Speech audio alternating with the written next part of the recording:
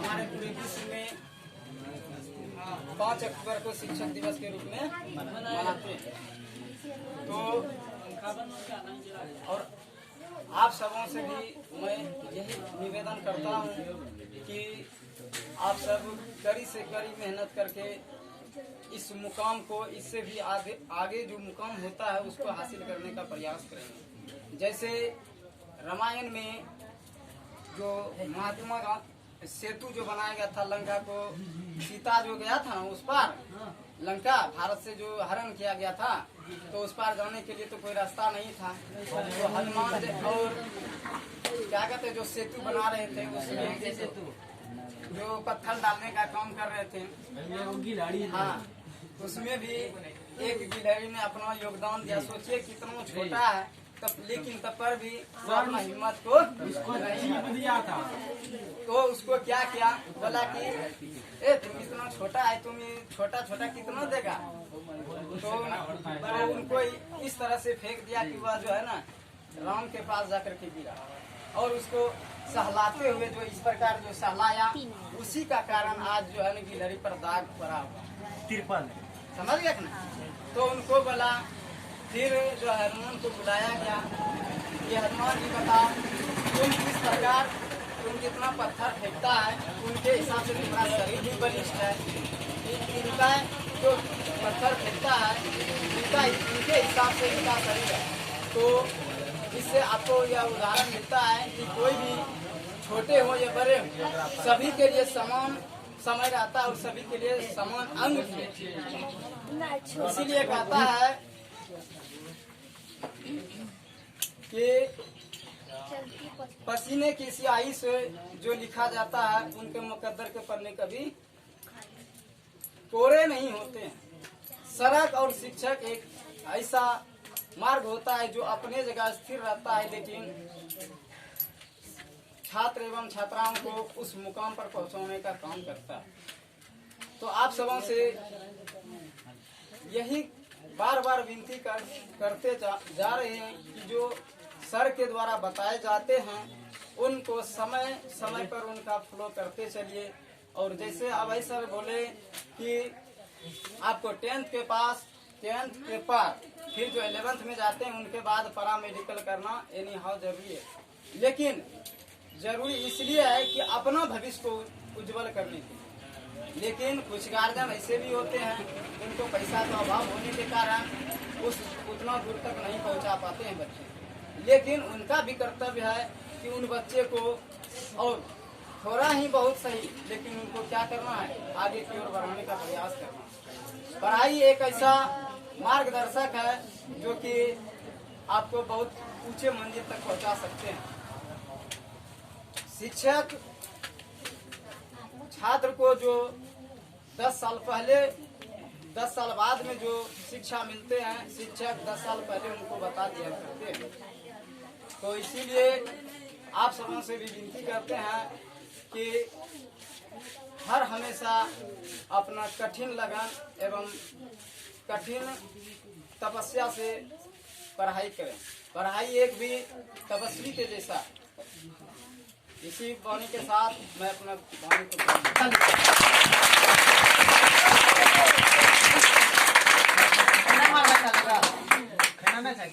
तो मैं चाहूँगा कि सर के बातों को आप लोग अनुसरण करेंगे, उनके बातों को ध्यान में रख करके आप आगे का जो है पढ़ने का प्रयास करेंगे। सर ने जो उदाहरण आपके सामने एग्जाम्पल दिए गिलहरी का, इसमें यह कहना है कि चाहे आप कोई भी हैं, यानी आपका बुद्धि आप 10 क्लास में है या 12th में है, या उसमें आपका जो है सब कोई बराबर नहीं हो सकता है। शिक्षक एक ही बात को बोलता है और सबों के कानों में एक ही बात जाता है, एक ही बात सर की वाणी से निकलता है और एक ही बात आपको जाता है, लेकिन आपको बात यह होता है कि समझने पर निर्भर करता है। तो मैं सर के लिए जोरदार ताली करें। कि आपके बीच में चंद्रशेखर सर उर्फ झुन्ना सर आवेंगे और आपके बीच में 2 शब्द रखेंगे। चंद्रशेखर सर।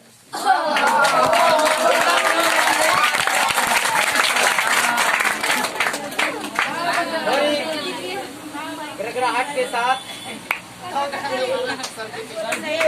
सर आए तो बाहर आ गया। हेलो, जोरदार ताली लगाएंगे।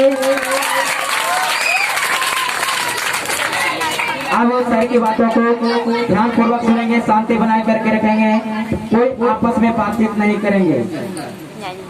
चलिए सर। श्रद्धेय अभय सर और इस संस्थान के सभी शिक्षक Rajesh sir, Gautam sir, Vashishtha sir और इस संस्थान में पढ़ने वाले जितने भी छात्र छात्राएं हैं, आप सभी को शिक्षक दिवस की हार्दिक शुभकामनाएं। मैं जब आपसे छोटा था, जिसमें बहुत लोअर क्लास में पढ़ता था, क्लास 3 में, उस समय की बात है कि मैं पढ़ने में बहुत ही कमजोर था। इसलिए कि क्योंकि उस समय मुझे ऐसे मार्गदर्शक नहीं मिले जिनसे कि जो है हमारा भविष्य जो है बहुत आगे जाए, और इसलिए उस समय मेरा रिजल्ट बहुत ही खराब हुआ करता था। लेकिन उसके बाद जैसे जैसे हमारे भी अभय सर और भी हमारे बहुत सारे गुरुजन थे जिनका सहयोग जब मुझे मिला, तो मैं अपने भविष्य में जो है आगे की ओर धीरे धीरे बढ़ता गया, और आज इस मुकाम पर हूँ कि मैं अपने समाज में एक शिक्षक का उत्तरदायित्व निभा रहा हूँ। इसके लिए मैंने भी जो है बहुत मेहनत की और तब जाकर इस मुकाम पर पहुंचा हूँ। मैं आप लोगों से भी यही गुजारिश करता हूँ कि आप लोग कड़ी मेहनत करें और अपने से बड़े गुरुजन इन सभी के बीच अनुशासित होकर रहे। कहते हैं कि अनुशासन सफलता की कुंजी है। जब तक आप अनुशासित नहीं होंगे, आप सफल नहीं हो सकते। कोई भी इंसान बहुत पढ़ ले, लेकिन अगर उसके अंदर अनुशासन नहीं है तो समाज में उसका जो छवि है वो उतना अच्छा नहीं हो सकता है। अनुशासन के साथ साथ आप लोगों के अंदर हौसला भी होना चाहिए। कहते हैं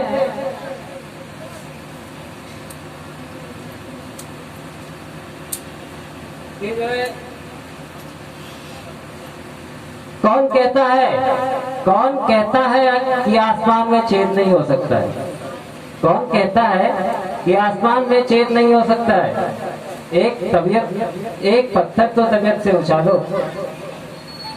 ये 2 पंक्ति इस बात का सबूत है, इस बात की पहचान है कि आपको ये बता रहा है कि जब तक आपके अंदर हौसला है तब तक आप किसी भी कार्य को करने में सक्षम रहेंगे। हौसला होना उतना ही आवश्यक है, लेकिन इंसान के अंदर हौसला आने के बाद घमंड नहीं होना चाहिए।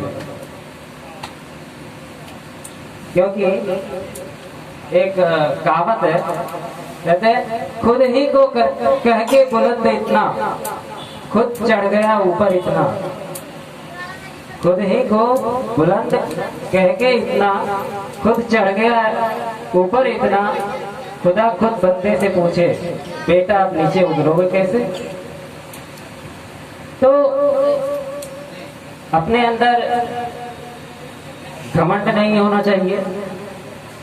जैसे 2 पंक्तियां हैं, एक है कि मैं यह कर सकता हूँ, मेरे अंदर विश्वास है, हौसला है कि मैं इस कार्य को कर सकता हूँ। और एक वाक्य है कि मैं ये काम सिर्फ मैं ही कर सकता हूँ, ये सिर्फ मैं ही कर सकता हूँ, ये मेरा घमंड है। तो आपके अंदर हौसला होना चाहिए, घमंड नहीं। क्योंकि आज तक में आप सभी ने भी, चाहे रामायण हो, महाभारत हो या और भी कोई कहानियां हो, इन सभी में आपने देखा होगा कि जिन लोगों ने घमंड किया तो उसका सर्वनाश हो जाता है, चाहे वो रावण हो, कंस हो। तो इसलिए घमंड नहीं होना चाहिए, आपके अंदर हौसला होना चाहिए। और मैं आप लोगों के भविष्य की कामना करते हुए आप सभी को साधुवाद देता हूँ कि आप लोग कड़ी मेहनत करें और अपने लक्ष्य को प्राप्त करें। और इसके लिए आपको चाहे जितनी भी मेहनत करनी पड़े वो करें। और अपने माता पिता और गुरुजनों का हमेशा आप लोगों के ऊपर आशीर्वाद बने रहे, इस प्रकार आप कार्य करें और अनुशासित होकर अपने शिक्षा को ग्रहण करें। इन्हीं के साथ मैं अपनी वाणी को विराम देता हूँ। धन्यवाद।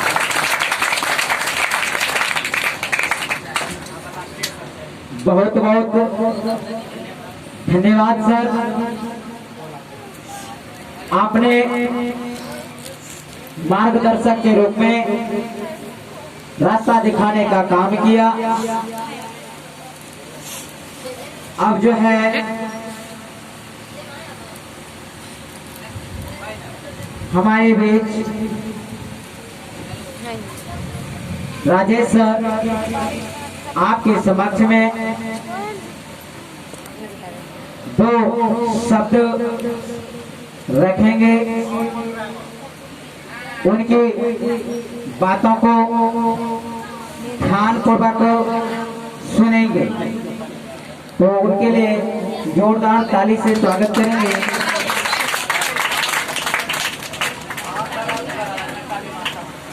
Hello hello,